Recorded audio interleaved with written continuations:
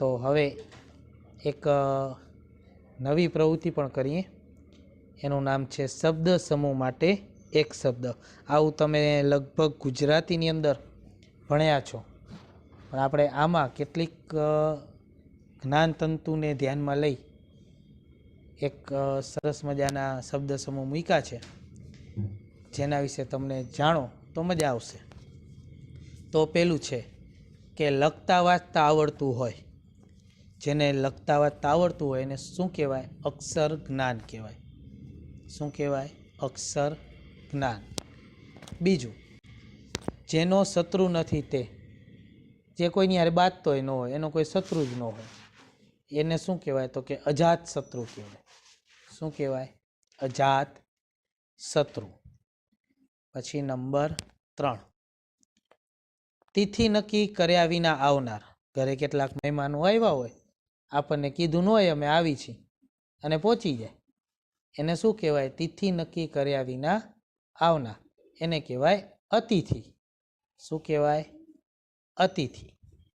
Number 4, તો કે નિરાધાર બાળકોને રહેવાનું સ્થળ. નિરાધાર એટલે કે જેના મા બાપ નથી, એવા બાળકો, એને કોઈ આધાર નથી હોતો, તો એવા જે નિરાધાર બાળકો છે એ ક્યાં રહેતા હોય છે? તો કે અનાથ આશ્રમમાં.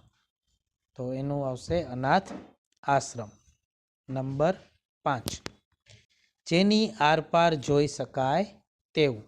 આપણે ગાડીમાં બેઠા હોય અને કાચની આપણે બંને બાજુ જોઈ શકીએ છીએ. આપણે તે કાચની બીજી તરફ બહુ સહેલાઈથી જોઈ શકીએ છીએ. તો એવી કોઈ પણ વસ્તુ હોય, જેમ કે પાણી છે, ઘણી વખત ચોખ્ખું પાણી હોય તો આપણે પાણીની અંદર શું છે એ પણ આપણને દેખાઈ જતું હોય છે. તો આવી બધી વસ્તુઓને શું કહેવાય? પારદર્શક વસ્તુ. કેવી કહેવાય? પારદર્શક વસ્તુ. નંબર 6, પોતાના હાથે લખાયેલું પોતાનું વૃત્તાંત. પોતાનું વૃત્તાંત એટલે કે પોતે જીવનમાં વ્યક્તિ જે કંઈ કરે છે એ પોતે જ લખે છે. ગાંધીજીએ જેમ પોતે કરેલા કાર્યો પોતાના સ્વહસ્તે એક નોટમાં લખતા, તો એને આપણે શું કહીએ છીએ? આત્મકથા. શું કહીએ છીએ? આત્મકથા. બાળકથી માંડીને વૃદ્ધ સુધી દરેકની એક જીવન કળા હોય છે. બાળપણ આવે, યુવાની આવે અને વૃદ્ધ પામે. તો જે બાળકથી માંડીને વૃદ્ધ સુધીનું છે એને આબાલ વૃદ્ધ કહેવાય. શું કહેવાય? આબાલ વૃદ્ધ. નંબર 8, ઈશ્વર છે એમ માનનાર. આપણા જીવનમાં આપણે સૌ માનીએ છીએ કે ઈશ્વર છે, કોઈને કોઈ સ્વરૂપમાં આપણી સાથે રહેલો છે. તો એવું જે માને છે એને શું કહેવાય? આસ્તિક. શું કહેવાય એને? આસ્તિક. પણ જીવનમાં કેટલાક એવા પણ છે જે ઈશ્વરને માનતા નથી.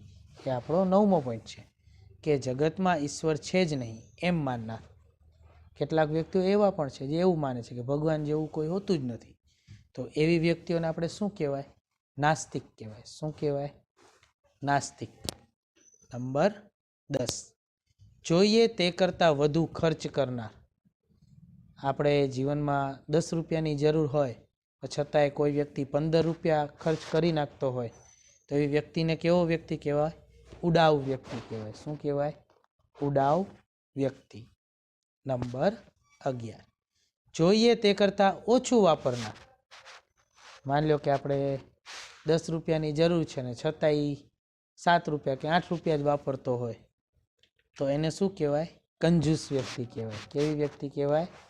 કંજૂસ વ્યક્તિ કહેવાય. નંબર 12, જોઈએ તેટલું જ વાપરનાર. માની લો કે 10 રૂપિયાની જરૂર છે અને 10 રૂપિયા જ વાપરતો હોય, તો એને શું કહેવાય? કરકસરયુક્ત વ્યક્તિ કહેવાય. કેવી વ્યક્તિ કહેવાય? કરકસરયુક્ત વ્યક્તિ. આપણા ફાધર પણ આપણી પાછળ જરૂર પડે એટલો ખર્ચ કરતા હોય, પણ ઘણી વખત આપણે ન માનતા હોય. એવું ના કરવું. આપણે પણ એમની વાતને સમજવી જોઈએ અને જરૂર હોય એટલો જ ખર્ચો કરાવવો જોઈએ. તો નંબર 13, આકાશ અને પૃથ્વી જ્યાં મળતા દેખાય છે તે કાલ્પનિક રેખા. આ વસ્તુ જોવી હોય ને તમારે, તો તમારા ઘરના ટેરેસ ઉપર જઈ અને દૂર સુધી જોવું. ભલે વચ્ચે બિલ્ડિંગો દેખાય પણ ત્યાં તમારે જોવું, આપણને એવું લાગશે કે નીચેથી પૃથ્વી અને ઉપરથી આકાશ બંને શું થઈ જાય છે? ભેગા થઈ જાય છે. તો આવી જે આખી લાઈન બને છે કે જ્યાં આપણને બંને મળતા દેખાય એને ક્ષિતિજ કહેવાય. શું કહેશું આપણે એને? ક્ષિતિજ. ઓકે.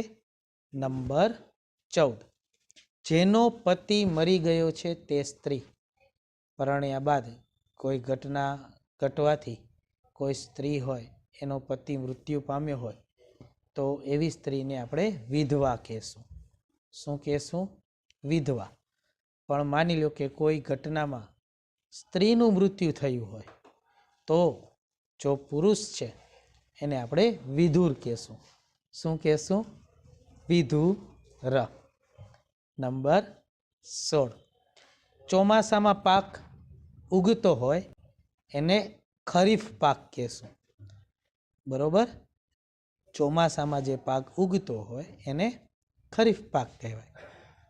નંબર 17, એવી જ રીતે શિયાળામાં પાક ઉગતો હોય એને આપણે રવિ અથવા તો રબી, બેમાંથી જે યોગ્ય લાગે, રવિ અથવા રબી પાક એને કહી શકાય. નંબર 18, બધા રાજા ઉપર પોતાની સત્તા સ્થાપનાર. મહાભારતની અંદર યુધિષ્ઠિર જ્યારે ચક્રવર્તી રાજા બન્યા ત્યારે એમણે મોટા ભાગના અથવા તો તમામ રાજા ઉપર પોતાની સત્તા સ્થાપી હતી. તો એવા રાજાને આપણે શું કહેશું? રાજા ચક્રવર્તી. એને આપણે ચક્રવર્તી રાજા તરીકે સંબોધિત કરી શકીએ. નંબર 19, પારકાનું ભલું કરનાર, એટલે કે બીજાનું ભલું કરનાર. તમે ક્યાંક જતા હો અને કોઈ આંધળું વ્યક્તિ હોય અને એને રસ્તો ક્રોસ કરવો હોય, તમે એને રસ્તો ક્રોસ કરાવો તો તમે શું કર્યું? એ વ્યક્તિનું ભલું કર્યું. તો તમે બીજા વ્યક્તિનું ભલું કર્યું તો એને પરોપકાર કહેવાય. શું કહેશું આપણે એને? પરોપકાર. નંબર 20, લાંબો અને વિશાળ અનુભવ ધરાવનાર. જો આપણા વડીલો છે ને એ આપણા કરતાં વધુ જિંદગી જીવેલ હોય, એણે ઘણું બધું જીવનમાં જોયું હોય, એટલે આપણે બધા આપણા વડીલોને પીઢ કહીએ છીએ. તો પીઢ કહેવા પાછળનું કારણ એ જ છે, કારણ કે એનો અનુભવ ખૂબ જ વિશાળ અને લાંબો હોય છે. એટલે લાંબો અને વિશાળ અનુભવ ધરાવનારને આપણે શું કહીએ છીએ? પીઢ કહીએ છીએ. ઓકે.